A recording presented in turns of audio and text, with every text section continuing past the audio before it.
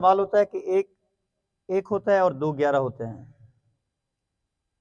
جو کام ایک بندہ نہیں کر سکتا وہ ایک یونٹ کر سکتا ہے.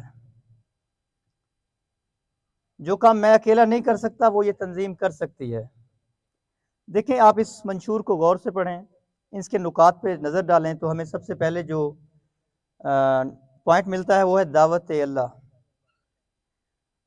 عزیزان گرامی، اللہ پاک قرآن پاک میں فرماتا ہے افحسبتم انما خلقناکم عبثا، اے میرے بندو کیا تم بیکار پیدا کیے گئے ہو؟ کیا گمان کرتے ہو بیکار پیدا کیے گئے ہو؟ پھر فرمایا کنتم خیر امت، تم بہترین امت ہو، اخرجت للناس، لوگوں کے نفع کے لیے نکالی گئی ہو، تامرون بالمعروف، اچھائی کا حکم دیتے ہو، وتنہون عن المنکر، اور انہیں برائی سے روکتے ہو. سر، دعوت اللہ ہر فرد واحد کی ذمہ داری ہے. مولانا الیاس رحمۃ اللہ علیہ فرماتے ہیں ہر فرد واحد پوری امت کا ذمہ دار ہے. ہر فرد واحد پوری امت کا ذمہ دار ہے اور پوری امت ہر فرد واحد کی ذمہ دار ہے. اگر کسی ایک انسان کو بھی جہنم میں ڈالا گیا تو پوری امت سے پوچھ ہوگی کیوں ڈالا گیا، آپ کہاں تھے، میں کہاں تھا. تو عزیزان گرامی، ہماری جو زندگی ہے وہ 2 چیزوں کا مجموعہ ہے. اس کے اندر ایک جان ہے جو آپ کے پاس بھی ہے، میرے پاس بھی ہے، جسم کا ڈھانچہ موجود ہے، وہ مجھے بھی نظر آ رہا ہے. میں شاہین صاحب کو دیکھ رہا ہوں، شاہین صاحب مجھے دیکھ رہے ہیں، آپ مجھے دیکھ رہے ہیں، میں آپ کو دیکھ رہا ہوں. ہم ایک دوسروں کے جسم کو دیکھ رہے ہیں، لیکن اس کے اندر ایک باطن چیز ہے، وہ ہے روح. اگر اس جسم سے روح نکل جائے تو یہ جسم بیکار ہے. اس کی شناخت ختم ہو جاتی ہے. وہ نہ زبیر رہے گا، نہ وہ اللہ تعالیٰ شاہین صاحب رہے گا، نہ وہ اکرم صاحب رہے گا، بلکہ وہ ڈیتھ باڈی کہلائے گی. پھر ہم اسے چند گھنٹے بھی اپنے گھر میں رکھنے کو تیار نہیں ہوتے. جلدی کرتے ہیں کہ بھائی جنازہ پڑھائیں، دفن کریں، اور پھر لوگ جلدی کر رہے ہوتے ہیں کہ بھائی ہمیں واپس جانا ہے. تو حاضرین محترم، جو انسانی زندگی کا مقصد ہے وہ اللہ پاک قرآن پاک میں فرماتا ہے ہم نے جن اور انسانوں کو اپنی عبادت کے لیے پیدا کیا ہے. انسان اللہ کے لیے پیدا کیا گیا ہے. اللہ کا بنایا ہوا یہ سارا جہان انسانوں کے لیے بنایا گیا ہے. دنیا کے اندر بہت سارے انسان پیدا ہوتے ہیں، کروڑوں انسان روز پیدا ہو رہے ہیں، لیکن یاد رکھیں دنیا کے نقشے چند لوگوں نے بدلے ہیں. ہر انسان اللہ کی کائنات کا بہترین تخلیق کردہ انسان ہوتا ہے. اس کے اندر بہترین صلاحیت ہوتی ہے، وہ بہترین کام کر سکتا ہے. ہم نے یہ کام کیوں شروع کیا؟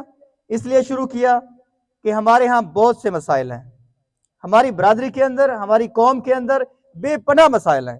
آپ صرف اس علاقے کے لوگوں کو دیکھ لیں، یہ سارے دوست جانتے ہوں گے یہاں پہ پانی کا ایک بہت بڑا مسئلہ ہے. لیکن اگر ایک یونٹ ہوتے، ایک پلیٹ فارم پہ جمع ہوتے تو یہ ایک فلٹر لگانا کوئی ایشو نہیں ہے، کوئی مسئلہ نہیں ہے. ہمارے یہاں بڑے بڑے ذمہ دار موجود ہیں، بڑے بڑے اعلیٰ لوگ موجود ہیں جو اس سوسائٹی کے لیے، اس معاشرے کے لیے کام کر رہے ہیں. لیکن وجہ یہ ہے کہ ہم انفرادی طور پہ کام کر رہے ہیں. جب ہم اجتماعی طور پر ایک یونٹ کے تحت، ایک تنظیم کے تحت کام کریں گے تو ہمارا کوئی مسئلہ باقی نہیں رہے گا. وجہ یہ ہے کہ ہمارے اندر سے احساس ختم ہو چکا ہے، ہم احساس نہیں رکھتے. اللہ کے نبی کا فرمان ہے کہ مسلمان امت ایک جسم کی مانند ہے. اگر اس کے سر میں درد ہو تو پاؤں تک اس کی تکلیف کا احساس ہوتا ہے. افسوس یہ ہے کہ میری سوسائٹی کے اندر وہ احساس ختم ہو چکا ہے، وہ منشور ختم ہو چکا ہے، وہ جذبہ ختم ہو چکا ہے. اس لیے کوشش یہ کی گئی ہے کہ ہم اس گروپ کے ذریعے، اس سوسائٹی کے ذریعے اپنے لوگوں کی، اپنے جہاں پہ بھی لوگ موجود ہیں ان کے لیے کام کر سکیں، انہیں اکٹھا کر سکیں. اکٹھا ہونے سے جو ہم کام کر سکیں گے وہ اکیلے سے کبھی کام نہیں ہوں گے.